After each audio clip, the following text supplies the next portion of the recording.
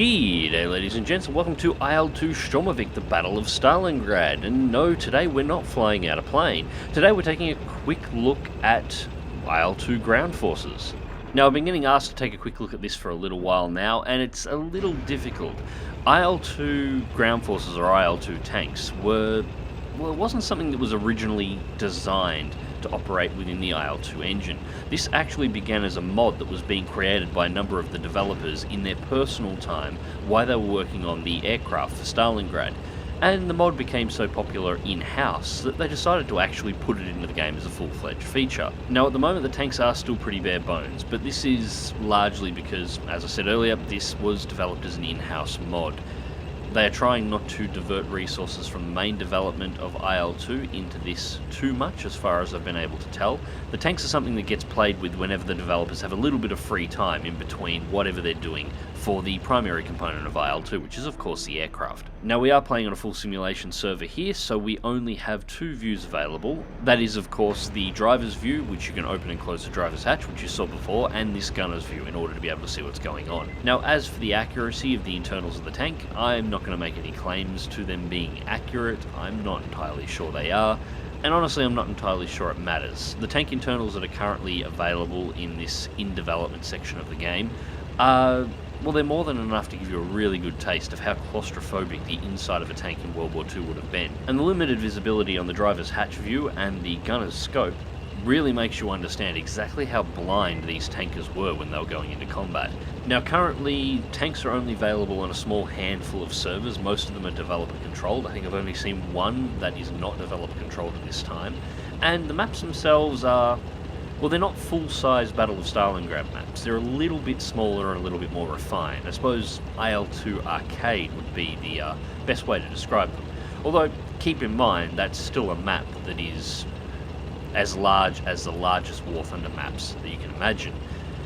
The big trick here is that there is no little arena that the tanks are trapped inside of. As those of you who play War Thunder are aware, the way they've done their maps is they have one tight little arena that all of the tanks play inside of. That's the tank combat zone. And then there is an enlarged map around that with the runways that aircraft fly out from. This isn't the case with IL-2 tanks. The last time I tried it, I found that I was able to divert off from the main objective that the tanks were trying to control and drive straight up the side of the map. It took about 40 minutes, I might add, to all the way to the enemy runway and begin destroying the AAA around the enemy base before I started firing on enemy aircraft that were trying to take off. Now, there is a rudimentary damage model in place here. The internals of the tanks consist of a number of components, so hitboxes. If you penetrate an enemy tank's armour and you hit one of these hitboxes, whatever is in it is destroyed. No questions asked, no RNG dice rolls, and there is no repairs. If you take a hit to the side of the turret and it takes out your gunner, you immediately appear in the driver's position in the front of the tank, and you can no longer operate the gun. If you take a hit to the engine compartment that drills a hole straight through your engine and catches the rear of your tank on fire, there is nothing you can do about it. Your tank is now disabled and you are out. You can respawn a new tank in back from the runway, so long as there are tanks available to spawn. The same goes with track dislodgement. If the tracks come off your tank, that's it.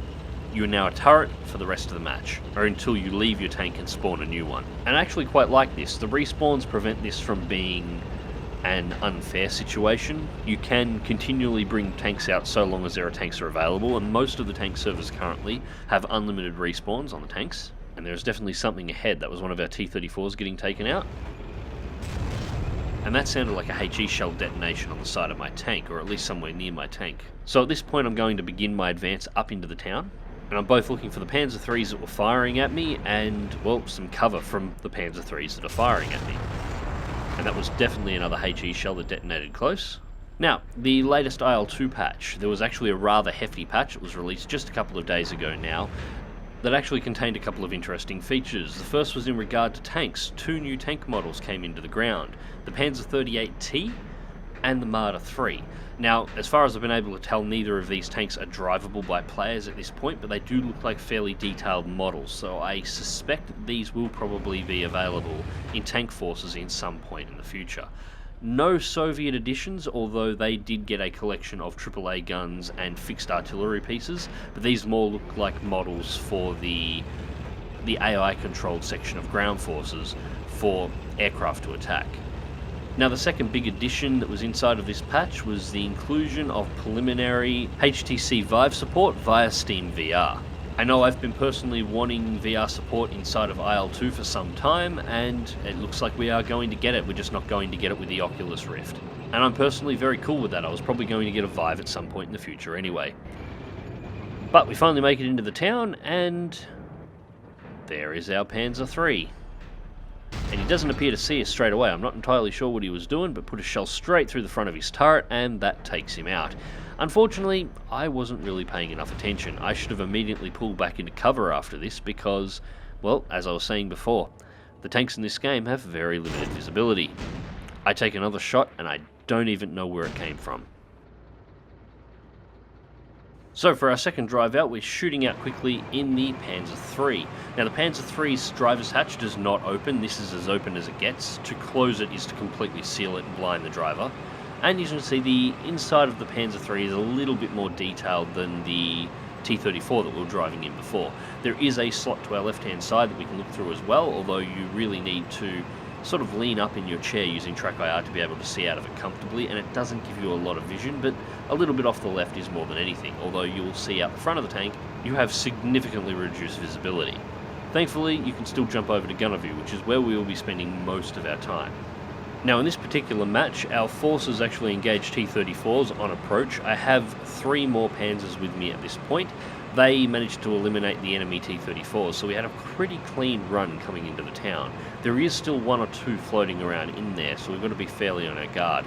This is where it comes down to using the terrain features. This is actually something that's probably really important to mention. One of the big complaints about something like War Thunder Ground Forces, for example, is you can turn the graphics down, disabling certain terrain features and certain effects. So you can turn grass off, part of the foliage of trees, if not complete trees, can vanish. It's no longer as bad as it once was. They've definitely done some work on it to improve that, but it is still something that you can do. IL-2 purposely has locked graphics settings. The graphics that are available, or the options that are available, you can increase or decrease the quality of what you see, but those trees are there for everybody. You cannot remove parts of the environment. The graphics settings do not allow that level of flexibility. So you can hide these tanks with the limited visibility that these tanks actually have. You can hide them in amongst the trees. You can hide them from aircraft. You can hide them from other tanks. It's entirely possible to sneak your way around the map. Alternatively, if you're very clever, you can find a very comfortable position and set up an ambush point overlooking the base objectives for the map. And since the only way for the enemy to actually expose you is for them to visually see you, the only way they can inform teammates of the fact that you're there is by hitting the enter key and typing, or if they've got comms enabled, talking to their team on comms and telling you that you are there. There is no graphics options trickery or anything that anybody can do to actually expose your location. If they want to find you, they've got to see you. Now, of course, graphically it doesn't look quite as good, but this is because this is not an environment that was designed for players to be driving around with originally. This is a town that is not a whole lot different to the towns you'll find in just about any map on the Battle of Stalingrad or the Battle of Moscow.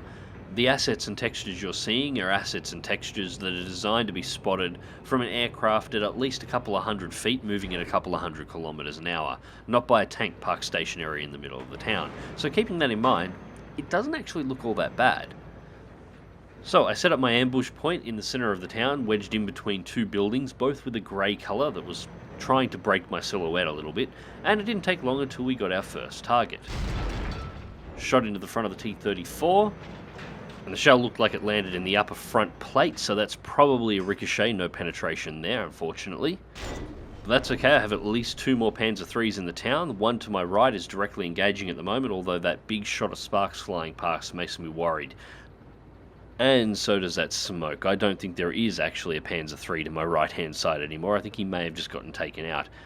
And I haven't seen a kill marker, so he might have just got set on fire, but there's no way to put a fire out, so that means he's going to be out in the next few seconds. T-34 seems to be remaining buried behind that building. Just got to keep checking to the left. Now, I know there is a Panzer III that's a little bit further down, and there we are. We've got one moving. He just took a shot in between that tree and the house. Just quickly check right. He's pulled back into cover, and here we go. We have a winner. One shot into the side of the engine. doesn't seem to be enough. He swings the gun around, fire off a second shot, and ouch. That one was actually a double kill. My shell penetrated the front of his tank and killed him. But after I fired my shell, but before my shell landed, he also fired his gun and put it straight through my front plate. So yes, anyway, this was a brief look at IL-2 ground forces and where they're up to. They haven't advanced a whole lot from where they were. The damage models definitely feel like they've had some improvement, and everything feels a bit neater now. There's definitely has been some work done, but it is slow going. As I said, this is something that the developers work on when they're not working on the aircraft. I'd actually like to see exactly how chaotic these maps can get. The map that I was playing on just then only had about 7 or 8 people in total, including the aircraft, actually playing it on at once. But the server itself supported 84 simultaneous players, so that could be 84 tanks on the ground, or a mixture of tanks and aircraft, up to 84 players all at once. I would really like to see that at some point in the future. Anyways, ladies and gents, I hope you enjoyed the video. Thank you very much for watching, and until next time, click like if you do, subscribe if you want to see more. Drive smart, drive safe, and I'll catch you on the battlefield.